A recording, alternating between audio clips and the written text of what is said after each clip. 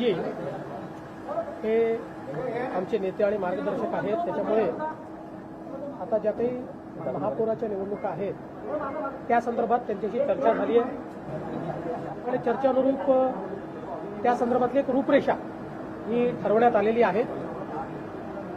जे काही नावं आहेत त्या नावांच्या संदर्भात काही निर्णय जे आहेत ते उद्या किंवा परवा घेतले जातील आणि जी काही रूपरेषा ठरली आहे त्या रूपरेषेनुसारच ही नावं फायनल होतील. आमचे जे काही महानगराचे अध्यक्ष आहेत, आमदार आहेत, हे मिळून त्या संदर्भात अंतिम निर्णय करतील. नागपूरचं काय सांगाल? इतर ठिकाणी ज्या पद्धतीनं समीकरण दिसत आहे त्या ठिकाणी काही चर्चा झाली का? बाकी ठिकाणी ओव्हरऑल चर्चा झालेली आहे.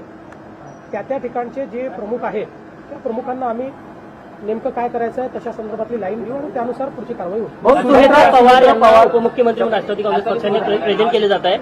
शपथविधीची चर्चा आहे. असं आहे की